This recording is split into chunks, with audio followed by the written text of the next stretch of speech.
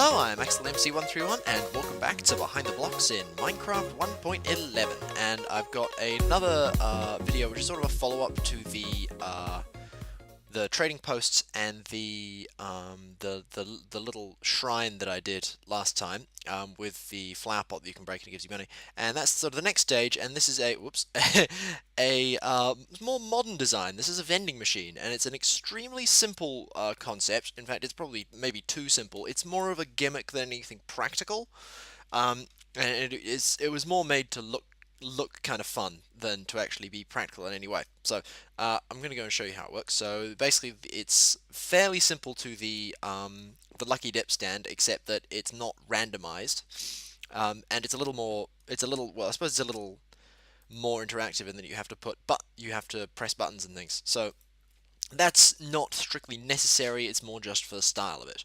So it actually says accepts gold nuggets here, so that's the currency that we've got at the moment. So if you remember the trading post or the trading post video, the last one, there's a system in that which basically means it only accepts particular currency. This one accepts gold nuggets, and it'll actually play a note when it's got the right currency there. And if I then go in here, look, I've got some bread, and it'll pop out.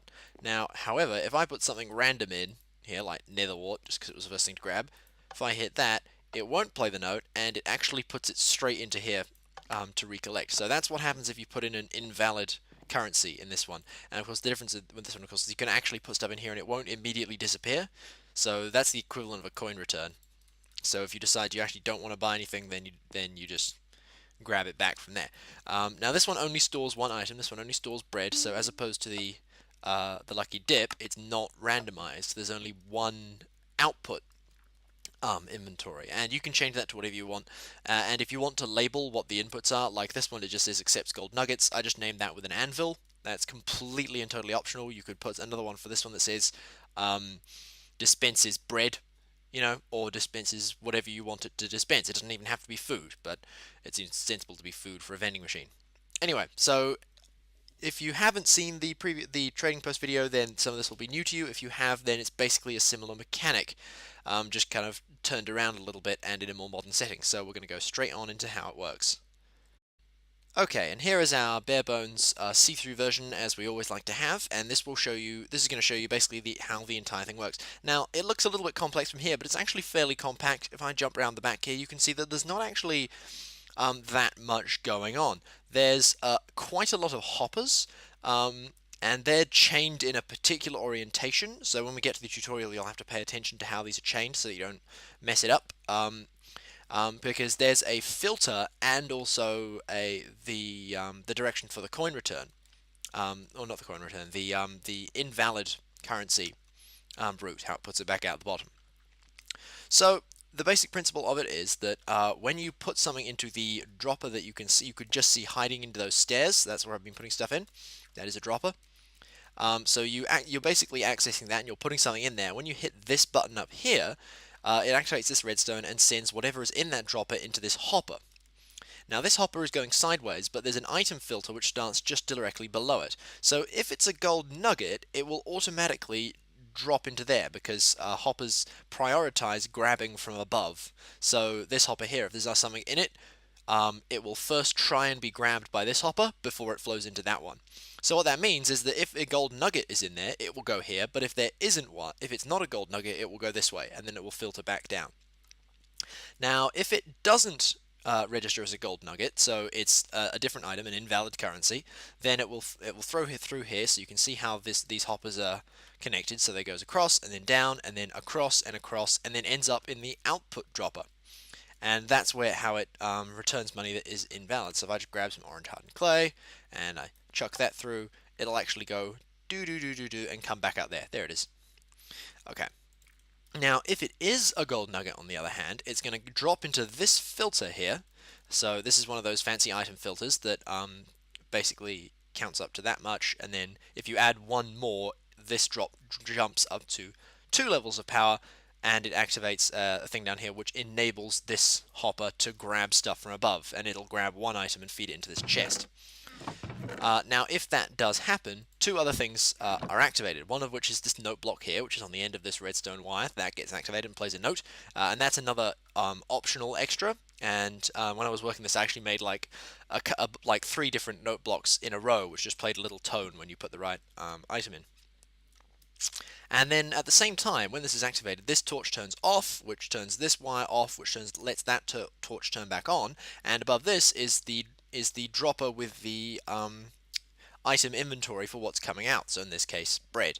And all that's doing is pointing directly into this hopper, which is at the end of the output chain, so that if something is successfully put in, say a gold nugget, then it will throw bread into the middle of this hopper chain, and it will then get directed over there. So that's basically how it works. It's not entirely it's not as sleek and smooth as some of the other mechanics. Like you have to put stuff into a dropper, then throwing it into a hopper, and it doesn't just spit it out. Although you can press the button to get it to do that, it just sits in the dropper.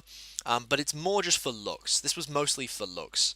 And to actually fit into the design. I was originally trying to be stupid, trying to make an actual vending machine in a box, and it just wasn't working. So I made this thing that just kind of looks like it's attached to the wall, but the wiring behind is actually behind the wall. So if you're building this in like a modern house, then you'll need a big space behind to disguise it.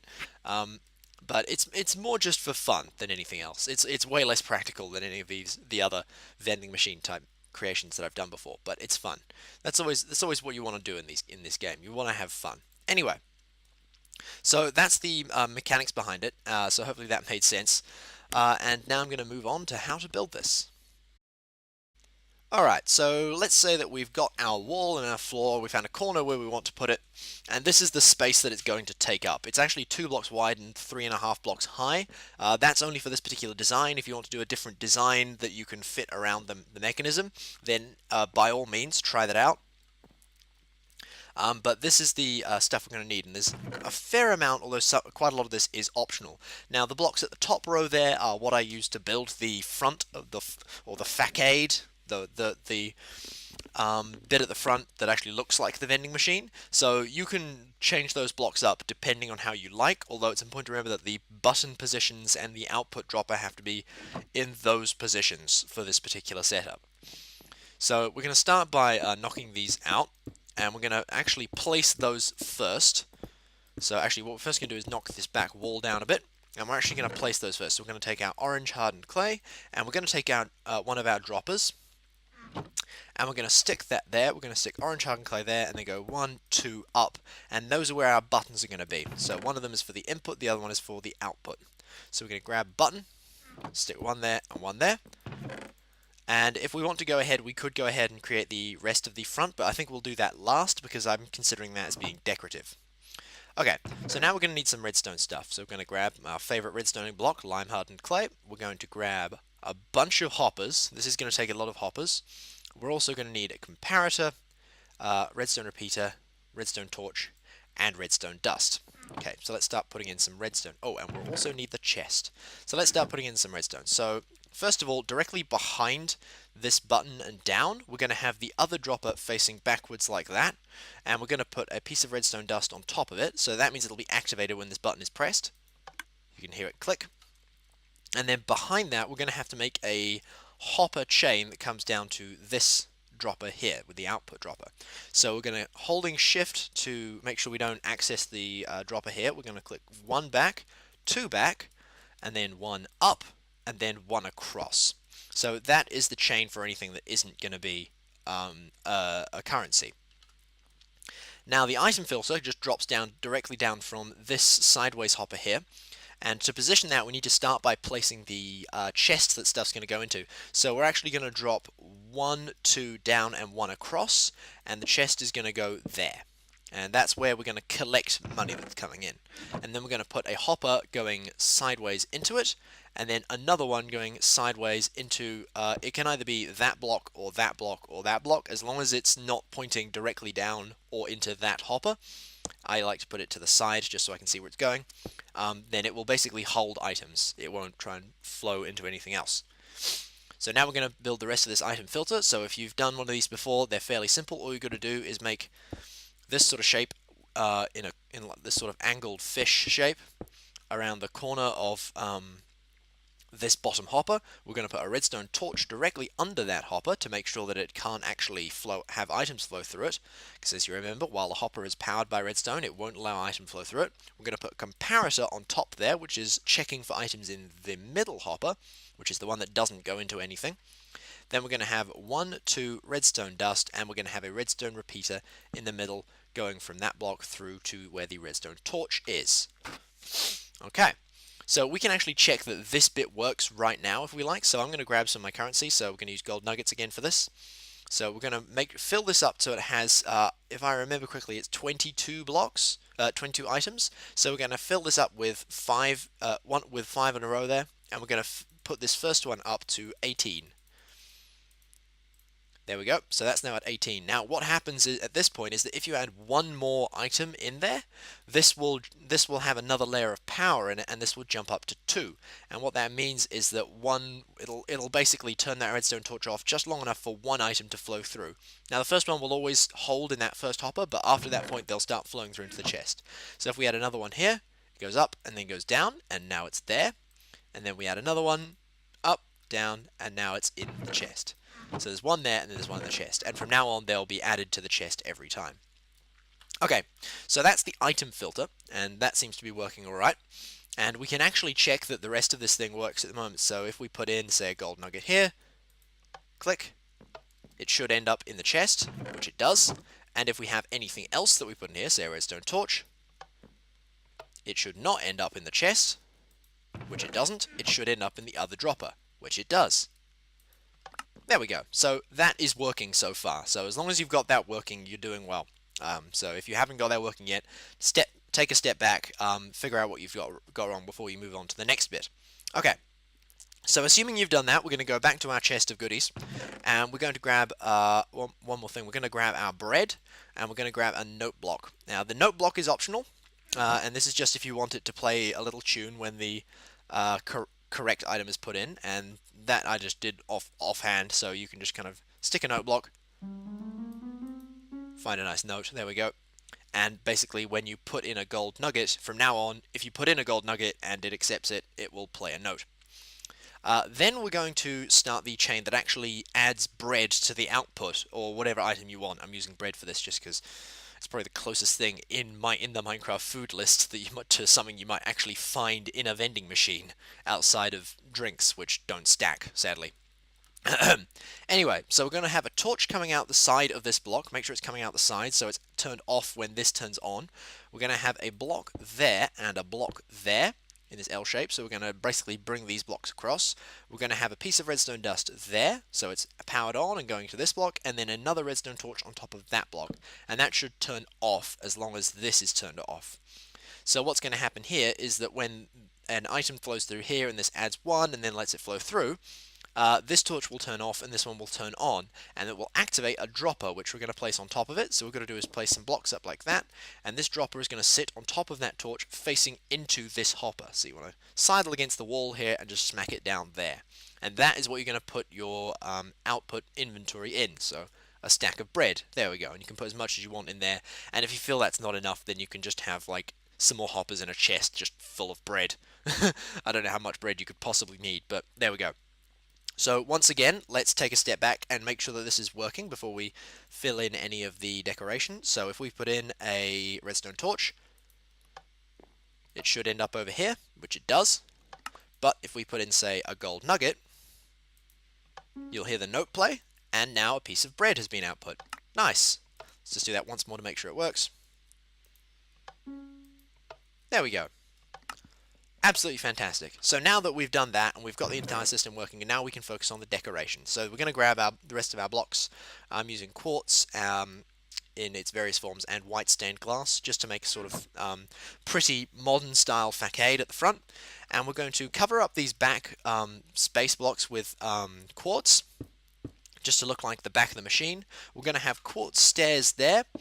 Initially I just used a quartz slab, but it ended up just having this open space, which I didn't really like, so I'm going for quartz stairs here, so that you can still access the dropper, and it looks almost like a coin slot if you think about it hard enough.